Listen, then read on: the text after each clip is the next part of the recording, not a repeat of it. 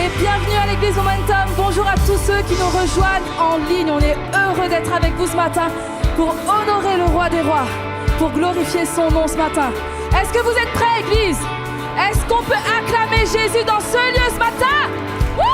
Est-ce qu'on peut acclamer Jésus? Hey, on va déclarer qu'il est l'auteur de ma joie. Peu importe les circonstances dans lesquelles tu es venu dans ce lieu ce matin. Déclare, proclame ces paroles. Jésus, tu es l'auteur de ma joie ce matin. Amen. On y va ensemble. C'est toi que je choisis, puissant rédempteur, pour guider mes pas. C'est toi que je choisis, source de bonheur, pour fonder ma foi. Jésus, tu es l'auteur de ma joie. Jésus, tu es l'auteur de ma joie. Celui qui de mes larmes fait des fleuves de vie. Celui qui dans l'épreuve me fait briller pour lui. Jésus, tu es l'auteur de ma joie.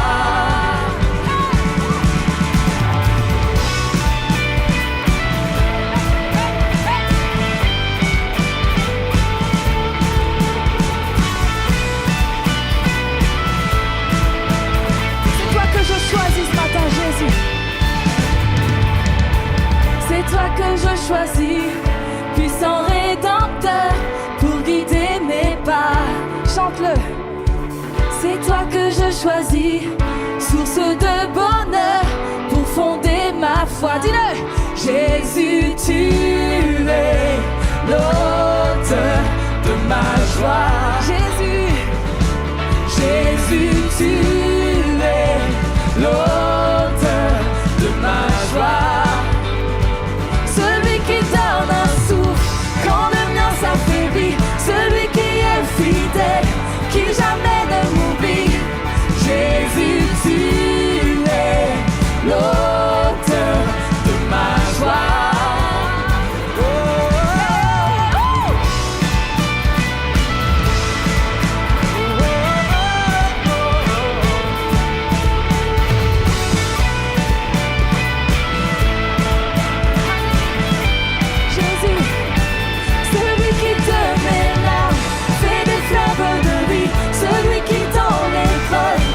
Fais briller pour lui.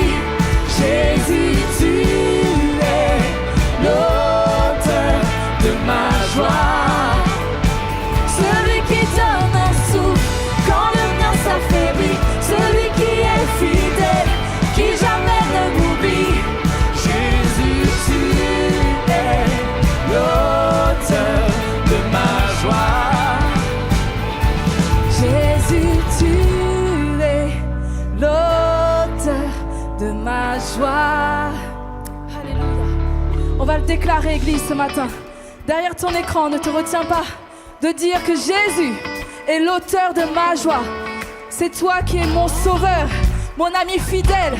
Alors de tout notre cœur ce matin, on va le crier, on va le chanter. Jésus, tu es l'auteur de ma joie. On y va ensemble, Église. On le déclare. Wouh! On y va. Jésus, tu es l'auteur. Laisse-moi t'entendre ce matin. De ma joie. Hey, Jésus. Jésus, tu es l'auteur de ma joie. Encore une fois. Jésus, tu es l'auteur de ma joie. Jésus, tu es l'auteur de ma joie. Celui qui de mes larmes fait des fleuves de vie. Celui qui dans l'épreuve me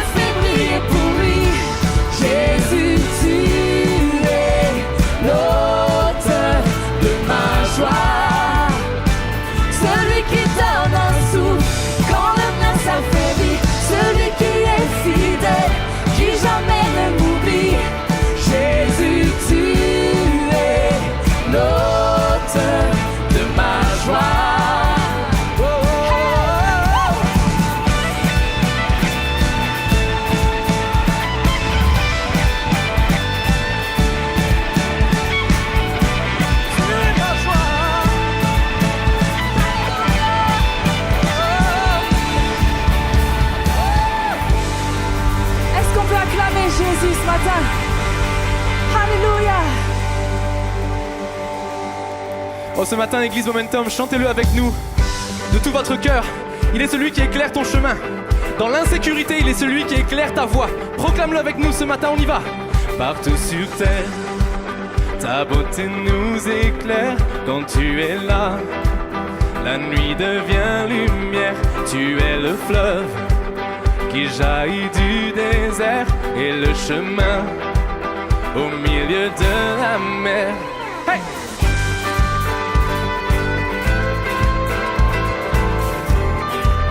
On le reprend ensemble, partout sur terre. Partout sur terre, ta beauté nous éclaire quand tu es là. La nuit devient lumière, tu es le fleuve qui jaillit du désert et le chemin au milieu de la mer. Dieu, tu es la lumière, tu ne faiblis jamais, tu es l'espoir, tu vis en moi. Et dans l'obscurité, tu ne faillis jamais, tu es l'espoir, tu viens éclairer ma voie. Oh, oh, oh, oh. Oh, oh, oh, oh, oh. Oh, oh, oh, oh. Oh, oh, oh, oh. On y va ensemble, ta vérité.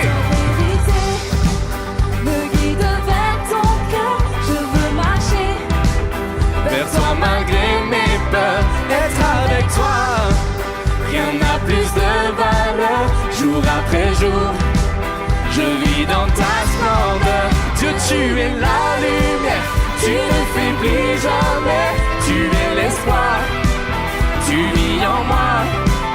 Et dans l'obscurité, tu ne faillis jamais, tu es l'espoir, tu viens éclairer ma voie.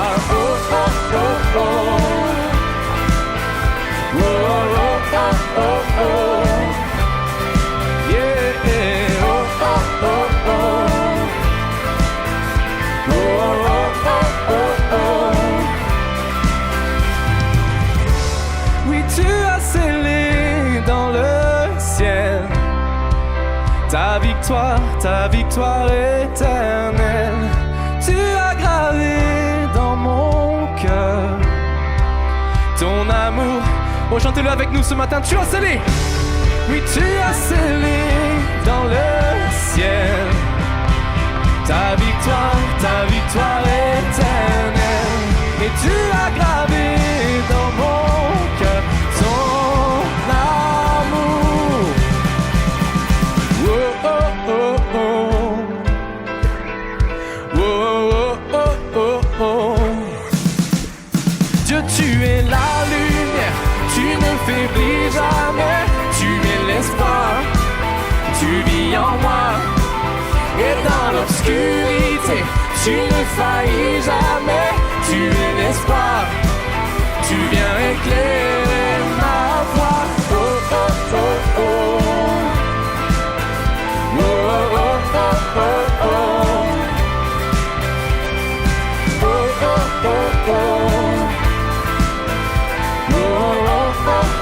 Est-ce qu'on peut le reprendre une dernière fois? Dieu, tu es la lumière, tu ne faiblis jamais, tu es l'espoir, tu vis en moi. Et dans l'obscurité, tu ne faillis jamais, tu es l'espoir, tu viens éclairer ma voie. Oh, oh, oh. Oh Seigneur, sois élevé ce matin. Sois élevé dans ce lieu.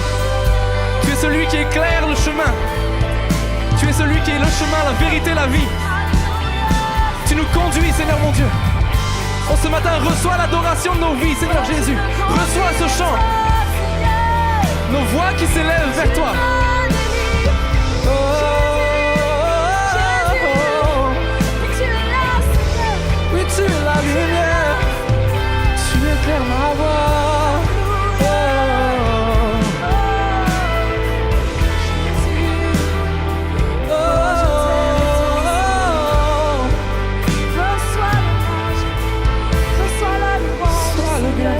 Seigneur.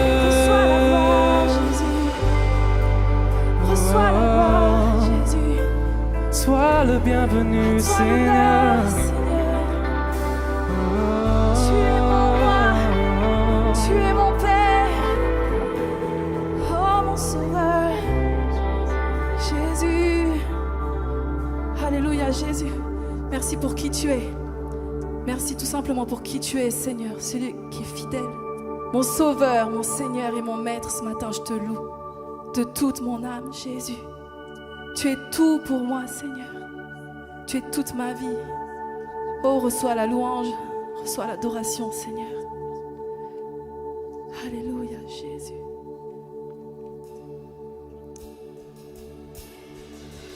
Au milieu de l'orage, je t'attendrai.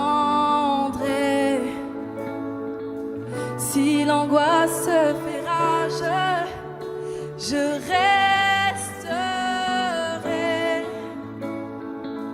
Tu protèges mon âme, je suis gardé.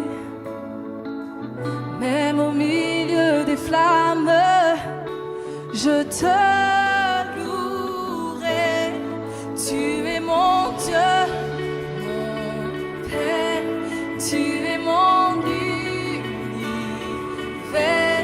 Je suis ancré dans ton amour, je chanterai toujours. Tu es mon défenseur, tu es mon rédempteur. Entre tes mains, tu tiens mes voies. Non, je ne crains pas. Jésus, tu es tout pour moi. Ah, oh, oh. Jésus, tu es tout pour moi. Ah, oh, oh. Lorsque tout devient sombre, quand je me comme une prière, chante-le ce matin. Tu viens chasser les ombres par ta lumière.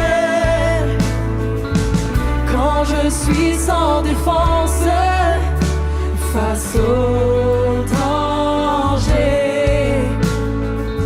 si je subis l'offense, tu es ma paix. Tu es mon Dieu, mon Père, tu es mon univers.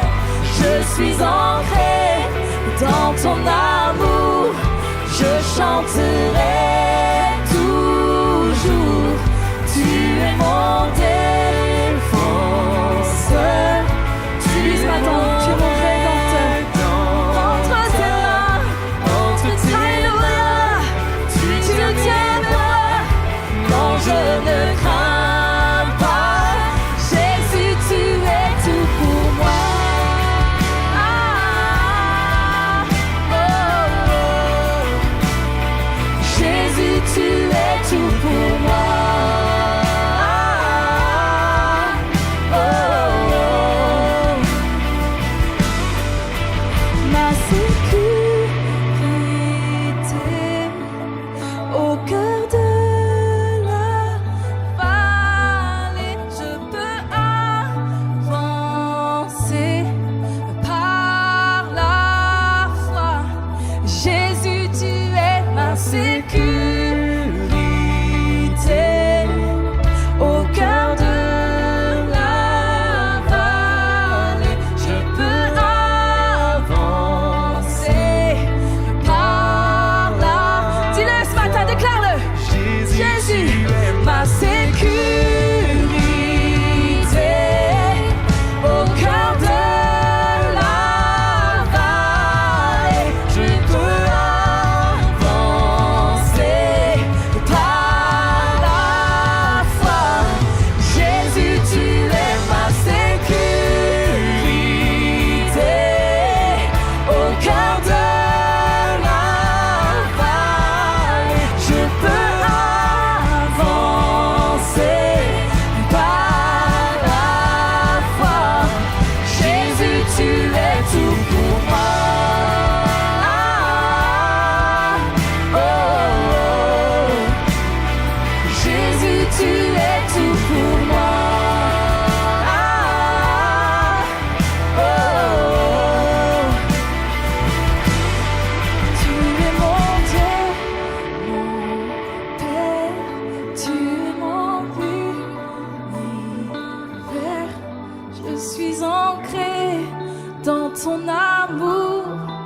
je chanterai toujours.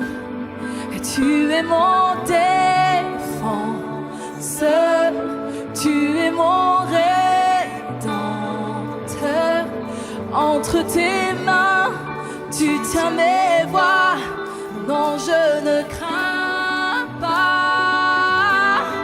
Tu es mon Dieu, mon Père. Tu es mon univers. Je suis ancré dans ton amour. Je chanterai tout. Déclare-le.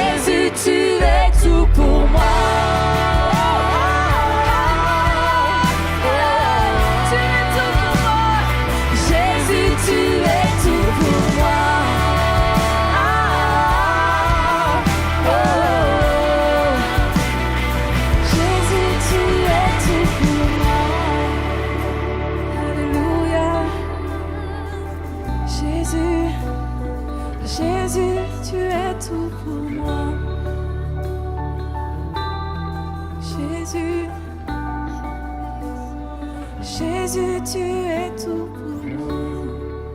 Alléluia, Jésus. On va faire quelque chose ce matin. Levons nos bras vers Jésus. Chez toi, derrière ton écran, lève tes bras. Laisse tes occupations, laisse tout. Et lève tes bras. Et on va déclarer qu'il est notre Père ce matin. Peut-être que tu as besoin d'un Père ce matin. Déclare-le. Il est ton Père.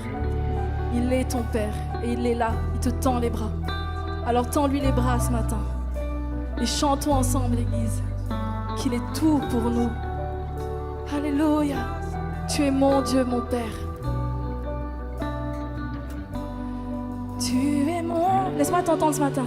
Mon Père, tu es mon univers. Je suis ancré dans ton amour. Je chanterai toujours. Tu es mon défenseur. Oui, tu es mon rédempteur.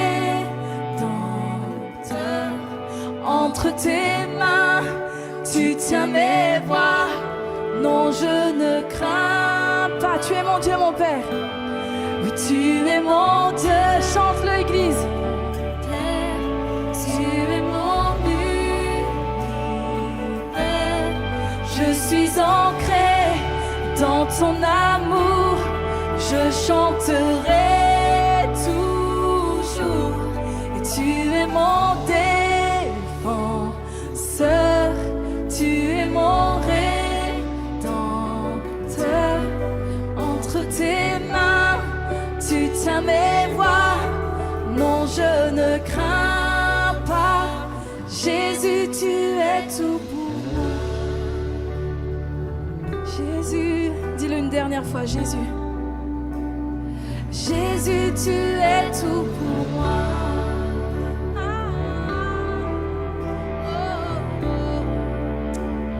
Jésus, tu es tout pour moi. Jésus.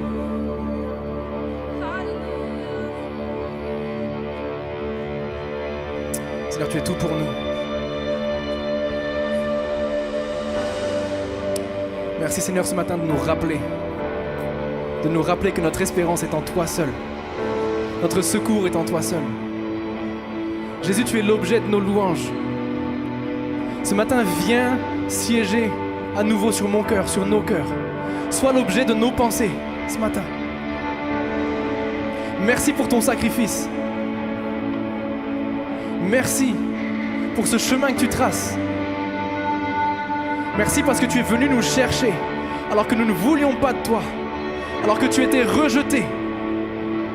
Tu as été jusqu'au bout pour nous. Et ce matin, c'est avec le cœur plein de contemplation que nous disons, tu es couronné, tu es rayonnant de majesté, tu es glorifié par tous les anges prosternés. Mon âme, mon cœur se courbe devant toi ce matin, Jésus.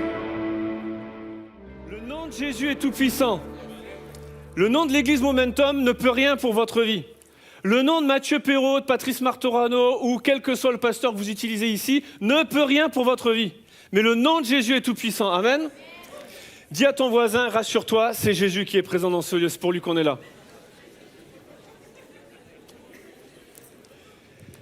Je vous invite à reprendre place. On veut saluer tous nos amis qui nous suivent en ligne, soit maintenant ou plus tard en replay. On est très très heureux de pouvoir vous accueillir. Est-ce qu'on peut les accueillir chaleureusement ? Tous ceux qui viennent semaine après semaine physiquement ici, mais également tous ceux qui nous suivent et qui nous rejoignent avec l'église Momentum Sans Frontières. J'en profite pour remercier le pasteur JM et toute l'équipe qui travaille fort pour Momentum Sans Frontières. J'ai fait exprès, quand j'ai dit son nom, il s'est dit « mince, pourquoi il me parle ?» Non, ça va bien se passer, JM, t'inquiète. Je suis très très très heureux d'être avec vous ce matin, parce que ce week-end est un week-end particulier pour Laetitia et moi-même, puisque j'ai le bonheur, le privilège, la joie, bref, je suis très très très très très content de pouvoir vous présenter mon nouveau livre. Il y a le premier qui était sorti il y a 4 ans maintenant, et il y a 3 ans, le Seigneur est venu un petit peu me chercher pour recommencer à écrire. Et je vous avoue que j'avais un autre sujet en tête, j'avais vraiment la volonté d'écrire autre chose. Ce sera peut-être plus tard, ou peut-être jamais, vous ne le saurez pas, ou vous le saurez, on verra. Mais lorsque le Seigneur m'a dit, voilà, il faut que tu réécrives, il m'a vraiment interpellé avec cette notion de moi et ma maison. Et je vais en parler dans un instant. Alors, je vous invite à prendre vos livres. On va lire le chapitre 4 du livre, page... Non, je rigole. Et... Non, il faut que vous l'achetiez quand même. Et donc, non, en vérité, je vais quand même parler de ce thème, moi et ma maison, rassurez-vous, et puis comment faire de nos maisons une source de bénédiction. Mais je vais quand même pas vous spoiler le livre. Vous aurez le bonheur de découvrir plein de belles choses. Et en vrai, lorsque le Seigneur m'a interpellé, vraiment il y avait ce désir de pouvoir s'adresser aux maisons. Et puis peut-être que quelqu'un se dit « Ah, moi et ma maison, ben c'est dommage, je vis tout seul, je suis célibataire, ça va pas me parler. » En fait, moi et ma maison, et tu vas le comprendre ce matin mon ami, c'est toi et ta maison, ton couple, ta famille, tes enfants, ton voisinage, ton quartier, ton travail, ton ministère, ta vie tout seul, toi et ta foi. En fait, moi et ma maison s'adressent à chacun d'entre nous. Alors j'aimerais juste poser une question avant d'aller dans mon message ce matin. Est-ce qu'aujourd'hui, c'est l'anniversaire de quelqu'un ? Il n'y a pas aujourd'hui ? Si au fond, je ne vois pas de main qui se lève. Parle fort. Oui, vas-y, menteur. Je connais ta date et ça sera sur les réseaux. C'était ton anniversaire hier ? Allez, vas-y, c'est cadeau, joyeux anniversaire. Allez, sois béni. C'est vrai, hein, c'était vraiment son anniversaire hier, tu confirmes. Hein ? Ok, je m'adresse à son mari. Vraiment, lorsqu'on parle de moi et ma maison, je sais que ceux qui sont chrétiens depuis quelques années, ça vous évoque un personnage dans la parole de Dieu. Et c'est un personnage que j'aime beaucoup. Et c'est vraiment à travers lui que le Seigneur m'a travaillé pour l'ensemble du livre. Il n'y a pas forcément un chapitre sur lui, mais pour l'ensemble du livre, ça a été comme un fil conducteur. De moi et ma maison, nous serviront l'Éternel. Cet homme dans la parole de Dieu, c'est Josué. Josué, c'est un personnage que j'aime beaucoup parce que déjà, franchement, je lui dois tout mon respect, c'est le successeur de Moïse. Je ne sais pas si vous imaginez. Des fois, on ne se rend pas bien compte. On lit la Bible, puis on dit Moïse, bam, page d'après, c'est Josué. Mais franchement, être le successeur de Moïse, ça ne devait franchement pas être simple. Et Josué, il prend la suite.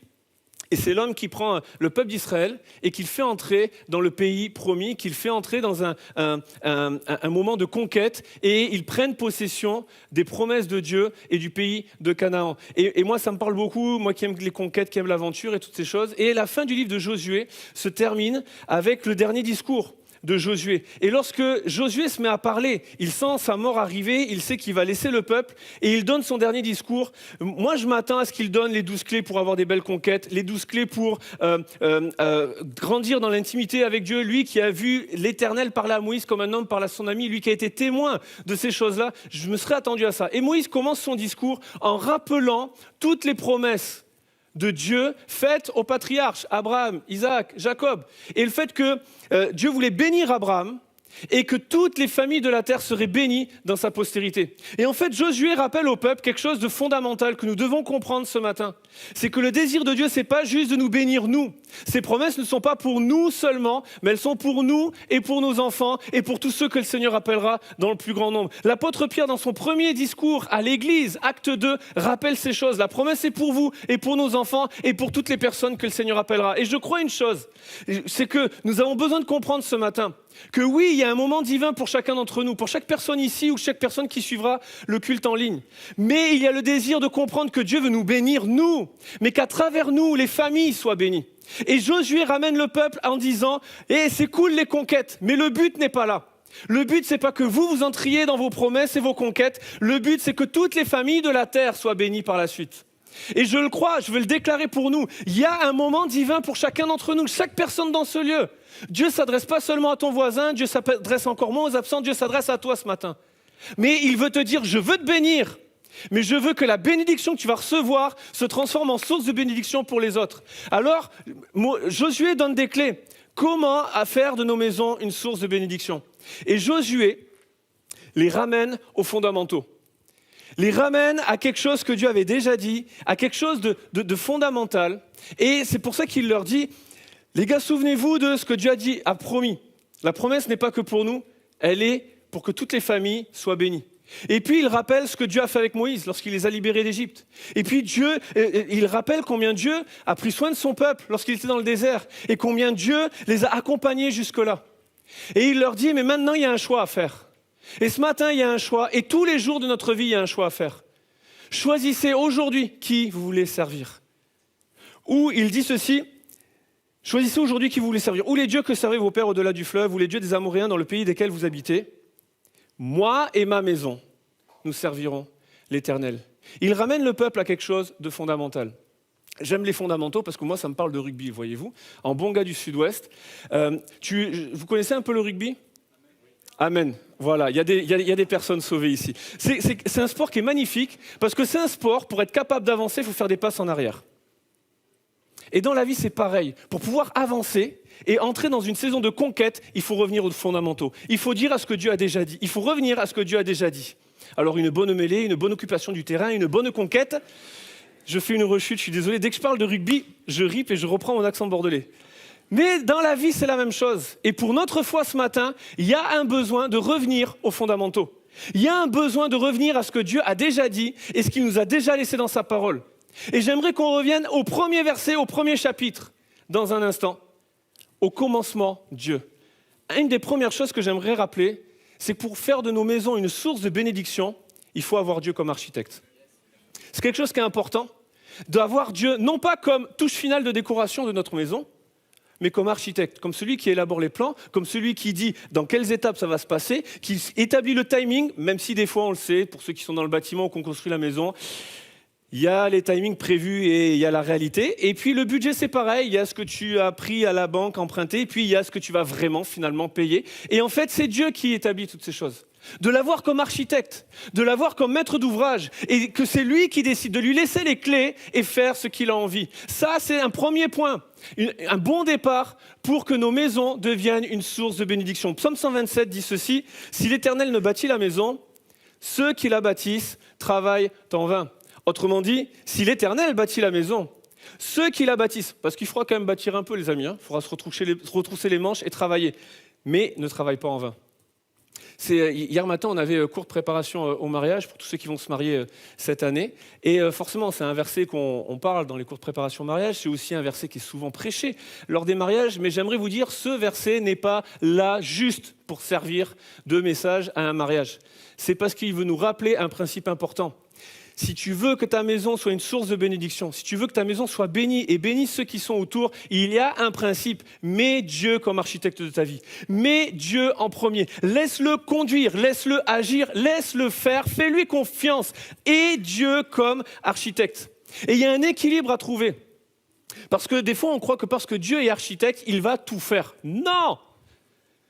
Si l'Éternel bâtit la maison, ceux qui travaillent, il faut travailler. La promesse, c'est pas que tu n'auras pas de travail à faire. La promesse, c'est que ton travail ne sera pas en vain.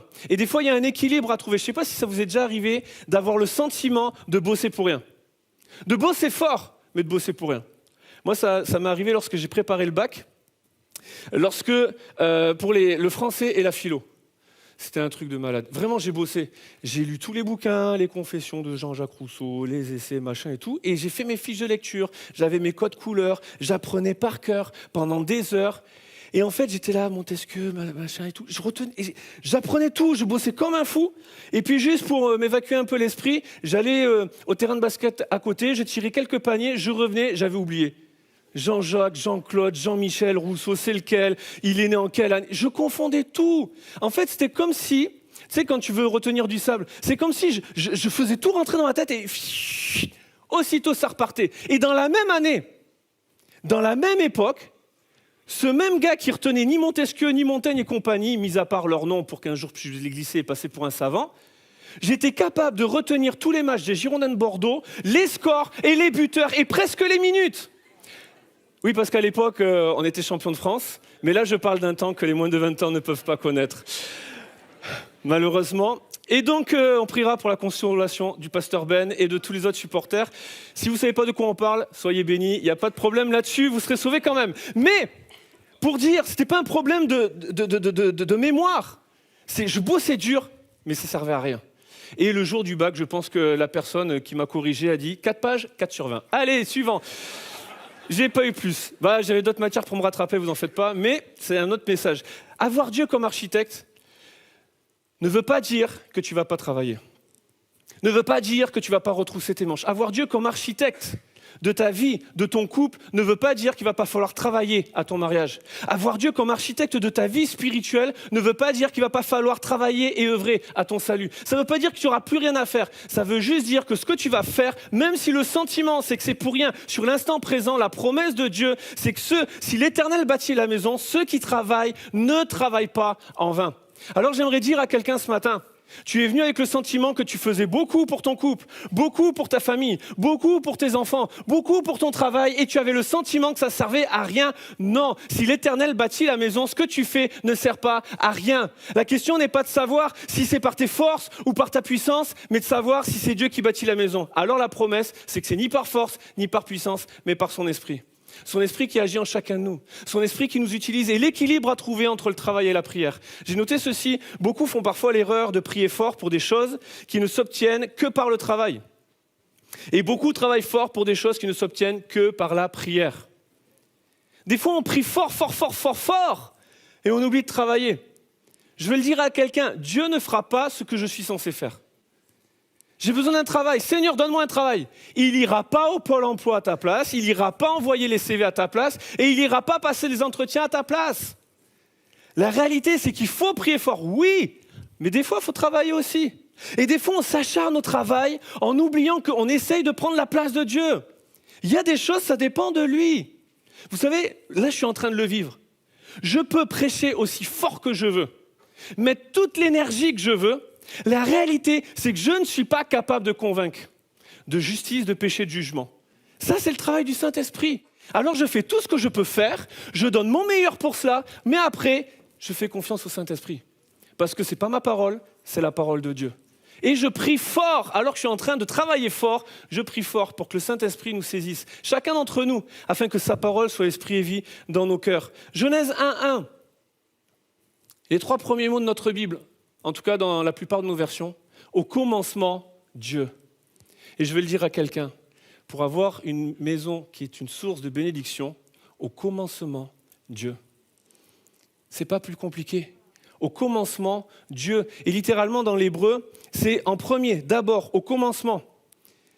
En tant que chef, en tant que principal, premier état, le meilleur et le plus excellent. Dieu n'est pas là pour que je lui donne les restes de ma vie, les restes de mes journées, les restes de mon énergie, les restes de mes concentrations, les restes de mon portefeuille, le reste de mes relations. Non! au commencement, le meilleur pour lui. Les prémices même parfois par la foi. Je donne le meilleur, je le mets au commencement de chaque journée, au commencement de chaque projet, au commencement de mon couple, au commencement de la vie de mes enfants, au commencement de mes familles, au commencement de mon avenir professionnel, de mes études, au commencement Dieu. Et alors c'est le début pour avoir une maison qui devient une source de bénédiction. Au commencement Dieu. Avoir Dieu comme architecte, commencer par cela et puis continuer. Et c'est mon deuxième point ce matin, le fait de s'appuyer sur sa parole. D'avancer, de marcher, de vivre sur sa parole. Jésus, on connaît cela, on voit ça dans l'évangile de Matthieu. Le premier discours que nous voyons dans les évangiles, c'est ce que l'on connaît habituellement sous le nom du sermon sur la montagne. C'est là qu'il y a le fameux discours des béatitudes. C'est là aussi qu'il enseigne sur la prière, sur le jeûne, sur tout un tas de choses. Et la conclusion du message de Jésus. C'est un peu comme le dernier discours de Josué, voyez-vous. C'est quelque chose qui doit attirer notre attention. Jésus prêche et à la fin, il donne la conclusion. Il donne la vérité à emporter. Qu'est-ce qu'il faut que tu retiennes de tout ce qu'il a dit? Et voilà ce que Jésus dit, Matthieu 7, je le lis pour vous. C'est pourquoi quiconque entend ces paroles que je dis et les met en pratique sera semblable à un homme prudent qui a bâti sa maison sur le roc. La pluie est tombée, les torrents sont venus, les vents ont soufflé et se sont jetés contre cette maison. Elle n'est point tombée parce qu'elle était fondée sur le roc. Mais quiconque entend ces paroles que je dis et ne les met pas en pratique sera semblable à un homme insensé qui a bâti sa maison sur le sable. La pluie est tombée, les torrents sont venus, les vents ont soufflé et ont battu cette maison. Elle est tombée et sa ruine a été grande. Moi, je veux être attentif à ce que dit Jésus dans la conclusion de son message. Il a dit tout un tas de choses, plein de choses merveilleuses. Et il dit, quiconque entend ces paroles et les met en pratique, celui-là aura une maison qui va être solide et qui va durer dans le temps. Mais quiconque entend ces paroles et ne les met pas en pratique, alors sa maison, sa ruine sera grande. Et la différence, c'est dans notre capacité, à nous qui entendons ces paroles, de les mettre en pratique. C'est la même chose pour nous ce matin. La différence qu'il y aura entre les uns et les autres, c'est pas dans notre capacité à entendre, tout le monde entend, tout le monde écoute, mais dans notre capacité à mettre en pratique. Qu'est-ce que veut dire mettre en pratique? Dans le mot grec qui est utilisé par Matthieu, c'est la notion de donner vie, de faire vivre la parole. Quiconque entend ces paroles et les fait vivre, quiconque entend ces paroles et lui donne une forme, lui donne vie dans la pratique du quotidien, les façonne. Je ne sais pas pour vous, mais je suis toujours émerveillé devant des artistes. Que ce soit des potiers qui prennent une masse informe, qui en font un vase, que ce soit des souffleurs de verre. Je trouve ça, c'est magnifique. C'est des artistes. C'est juste impressionnant. Je suis émerveillé devant ce qu'ils font. Mais Jésus dit, quiconque entend les paroles, et ce matin on entend tous, mais quiconque entend ces paroles et leur donne une forme dans le quotidien, leur donne vie, alors celui-là, la promesse n'est pas qu'il n'y aura pas de tempête. Vous savez, Jésus ne dit pas, parce que tu vas donner vie à la parole, parce que tu vas la mettre en pratique, alors il n'y aura pas de tempête dans ta vie. Non. Bâtir sur sa parole n'empêche pas la tempête d'arriver dans nos vies. Vous l'avez constaté, quand j'ai lu les versets, Jésus dit, quiconque entend et met en pratique, les vents vont souffler, la pluie va tomber, les torrents vont se jeter. Et celui qui ne met pas en pratique, la même chose arrive. Parce qu'en fait, c'est le lot de tous, c'est la vie. C'est tout. Mais la promesse, c'est que la maison reste debout. Elle est là la différence. Et des fois, on pense que quand on va mettre en pratique, eh bien, on va échapper à la tempête. Parce qu'on va désirer donner une forme et donner vie à la promesse de Dieu, à la parole de Dieu, on va échapper à la tempête. Non. Je me souviens un jour, j'ai voulu donner vie à un rêve que Laetitia avait. Laetitia m'avait parlé plusieurs fois, elle a grandi à La Réunion, et à l'île de La Réunion, et puis elle voyait les parapentes du côté de Saint-Leu, et ça la faisait rêver, et elle m'avait partagé plusieurs fois ce rêve. Alors un jour qu'on était là-bas, anniversaire de mariage, je lui fais la surprise, et je réserve pour qu'on fasse du parapente à La Réunion. Et donc je lui dis rien, et moi je suis excité par le fait je lui fais la surprise, et je vais donner vie à son rêve. Et voilà que le jour J arrive, on arrive devant le truc de parapente, et puis là on monte dans le camion qui doit nous amener sur les hauteurs pour qu'on puisse s'élancer et faire du parapente. Et moi dans les jours qui ont précédé, je suis pris par l'excitation de donner vie au rêve de Laetitia. Et le jour J, alors qu'il reste quelques minutes avant que le rêve devienne réalité, j'ai le souvenir d'un détail. Alors qu'on est en train de monter sur les hauteurs à 800, 900 mètres d'altitude, qu'on est en train de prendre les virages serrés, j'ai le souvenir, je vois les trucs de parapente qui s'approchent, et là, il y a un détail qui me revient. J'ai le vertige. Je rigolais pas, les amis, sur le moment. Et à côté de moi, Laetitia qui voit le truc prendre forme et qui dit « ça fait un peu peur. Rassure-moi, s'il te plaît. » Détail, important quand même. Mais des fois, c'est pareil dans nos vies. On bâtit sur la parole de Jésus. On se lance dans des projets sur la parole de Jésus et on ne comprend pas pourquoi la tempête arrive. Il y a des gens, les amis, vous êtes, alors que je suis en train de parler, vous êtes dans une tempête parce que vous avez obéi à Jésus, parce que vous avez eu le désir de bâtir sur sa parole. Et vous vous êtes posé la question de savoir qu'est-ce que j'ai mal fait, pourquoi il y a la tempête. Des fois, il y a les tempêtes, on est d'accord, on les a cherchées, je ne parle pas de ça. Mais des fois, on est au milieu de la tempête parce qu'on a obéi à Jésus. Les disciples, par 2 fois, Jésus va leur dire « montez dans la barque et passez de l'autre côté du lac ». Et ils vont traverser une tempête. Pourquoi ils se retrouvent dans cette tempête ? Parce qu'ils ont obéi au commandement de Jésus. Et j'aimerais dire à plusieurs personnes, si tu te retrouves au milieu de la tempête aujourd'hui, c'est parce que tu as obéi à Jésus. C'est parce que tu lui as obéi. C'est pas tout le monde qui est capable d'obéir à Jésus. C'est pas tout le monde qui fait ce que Dieu nous demande de faire. C'est pas tout le monde qui est capable de sacrifier ce que tu as sacrifié. C'est pas tout le monde qui est capable de renoncer à certaines relations et à certains projets et à un certain avenir pour obéir à Jésus. Alors reçois cette consolation ce matin. Oui, il y a la tempête, mais oui, avec toi, au milieu de la tempête, il y a le maître de la tempête. Bâtir sur sa parole n'empêche pas la tempête d'arriver dans nos vies, mais bâtir sur sa parole transforme les tempêtes en tremplin. Les disciples, à chaque fois, lorsqu'ils se retrouvent au milieu de la tempête, il y a une fois où Jésus est avec eux dans la barque et il dort dans la barque. Et il y a une autre fois où il est sur les hauteurs en train de prier et que la Bible nous dit qu'il les suivait de loin et que lorsque le naufrage est sur le point d'arriver, lorsqu'ils sont au bout de leur capacité, Jésus s'en va vers eux marchant sur l'eau. Et les deux fois, il va calmer la tempête. Les disciples vont se retrouver de l'autre côté. Et de l'autre côté, il y avait un rendez-vous divin. J'aimerais vous dire, la tempête, ce n'est pas ta ligne d'arrivée. Ce n'est pas ta destinée. C'est une traversée. La traversée semble périlleuse, la traversée semble longue, mais j'aimerais te dire, si tu bâtis sur sa parole, Jésus est avec toi. Que tu le vois ou pas, qu'il semble silencieux ou pas, qu'il semble en train de dormir ou pas, Jésus est là. Alors reprends espoir. Parce que ce que tu vas vivre au milieu de la tempête va être utile de l'autre côté. Parce que le rendez-vous n'était pas pour les disciples de l'autre côté. Il était pour d'autres personnes. Ce que tu es en train de vivre au sein de ta tempête, tu vas vivre la bénédiction de Dieu. Mais le but, ce n'est pas toi. Le but, c'est les personnes que Dieu mettra sur ta route. Les disciples vont voir un rendez-vous divin. Vous savez, lorsque j'ai fait le pas et qu'on a commencé à monter dans les airs avec le parapente, et que là, tu es à 1000, 1200 mètres d'altitude, et que tu regardes en dessous, alors je vous rassure, je n'avais pas le vertige, ça c'est une chose que je ne peux pas m'expliquer, parce que j'ai toujours le vertige, mais en tout cas là, je ne l'avais pas. Et quand tu vois que le lagon, les tortues, que tu vois l'île de la Réunion, crois-moi que ça vaut le coup. Et j'aimerais le dire pour toutes celles, tous ceux qui ont fait le pas, ça vaut le coup. Ceux qui hésitent, fais-le, ça vaut le coup. Et j'aimerais même te dire, ce que j'ai contemplé à ce moment-là, je ne peux le contempler que si je fais le pas et que je fais du parapente. En restant confortablement dans ma voiture, sur la route, je ne vois pas ça. Ben c'est pareil, parce que tu as obéi à Jésus, ce que Dieu va faire avec toi, il n'y a que toi qui pourras le vivre. Il n'y a que les disciples qui étaient dans la barque en obéissance à Jésus qui ont vu Jésus marcher sur l'eau. Il n'y a que les disciples qui étaient en obéissance dans la barque au milieu de la tempête, en obéissance à Jésus, qui ont vu Jésus commander aux éléments de la nature de se calmer et de lui obéir.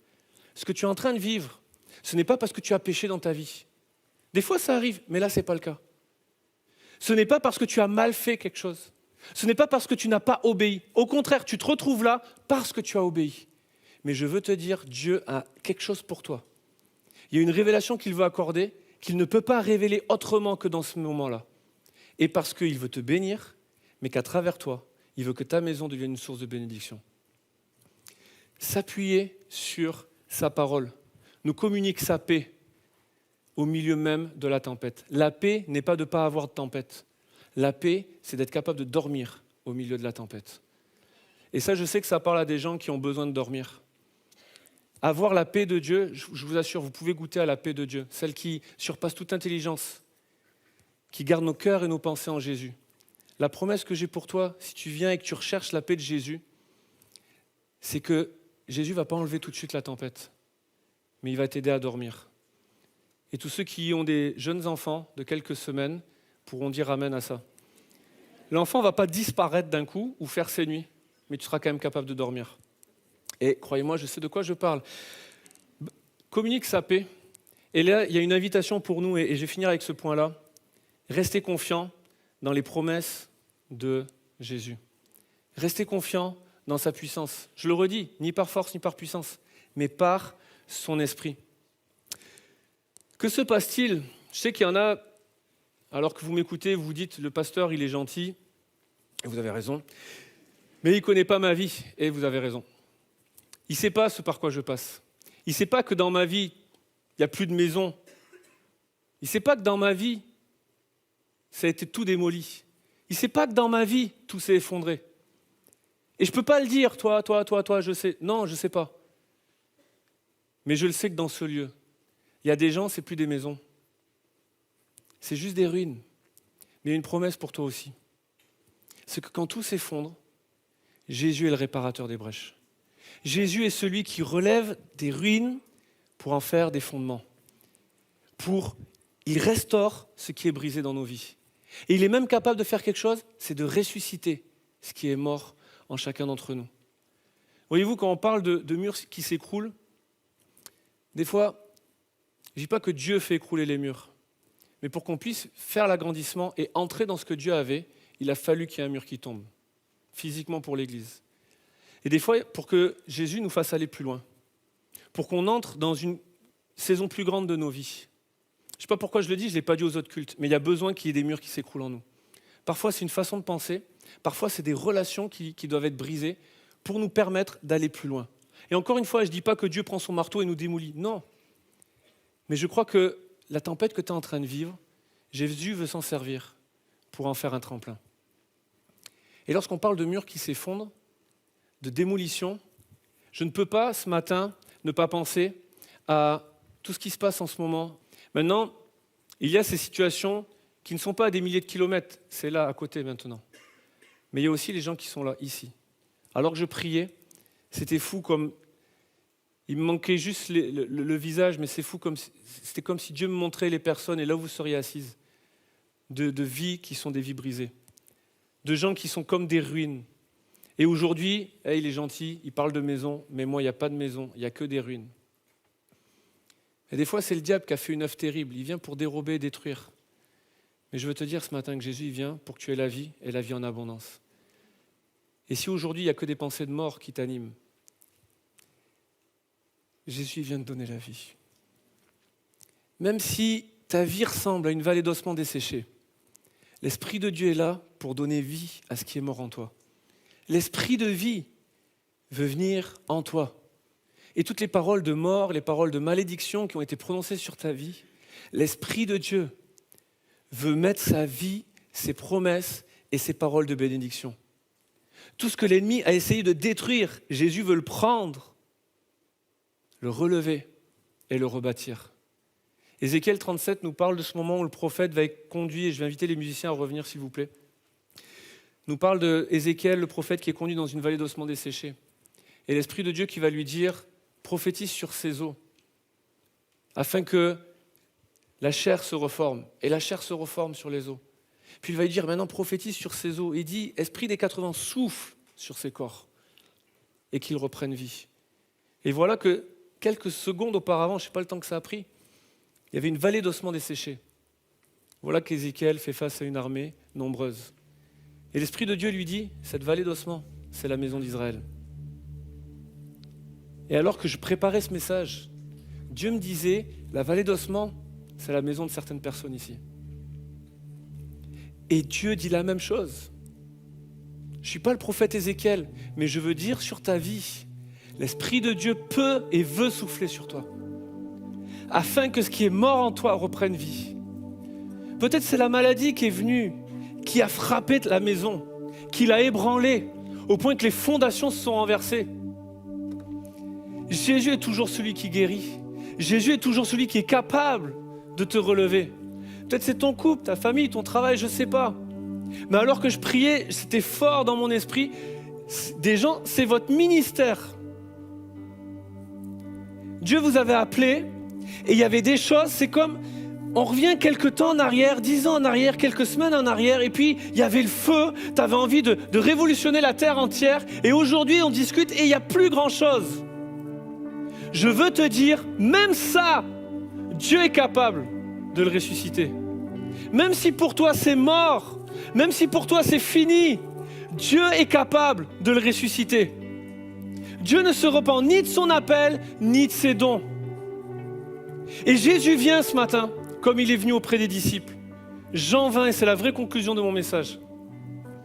Jésus est mort sur la croix et il est ressuscité. Et une des premières fois où il réapparaît aux disciples, étant ressuscité, mettons-nous juste 10 secondes à la place des disciples. On a suivi Jésus, on a obéi à Jésus, on a tout sacrifié pour suivre Jésus. C'est le Messie, c'est le libérateur, tout notre espoir est en lui. Mais voilà qu'on le fait mourir. On est témoin de Judas qui le trahit, on est témoin des coups, on est témoin de la croix. Et voilà, c'est fini, il est mort. Il n'y a plus rien. Et lorsque Jésus va réapparaître aux disciples, la Bible dit ceci. Jésus va arriver, entrer dans la pièce et dire « La paix soit avec vous ». Comme le Père m'a envoyé, moi aussi je vous envoie. Mais envoyer qui? C'est une armée d'ossements desséchés. Après ces paroles, il souffla sur eux et leur dit, recevez le Saint-Esprit. Jésus veut venir jusqu'à toi. Peut-être tu n'as pas la force d'aller jusqu'à Jésus. Ce matin, tu as juste besoin de dire, Jésus viens jusqu'à moi. J'ai plus la force d'avancer. Il y a juste des os. Il n'y a plus rien, je suis desséché, je suis aride. J'y crois même plus pour moi, j'y crois même pas pour les autres. C'est fini. Non. Dieu n'a pas dit son dernier mot pour toi. Il veut venir jusqu'à toi. Et ce chant que nous allons prendre, que ce ne soit pas juste un chant, mais que ce soit notre prière. Souffle sur moi. Il veut te donner son esprit. Il veut redonner vie à ce qui est mort en toi. Parce que Jésus est là. C'est sa promesse pour chacun d'entre nous.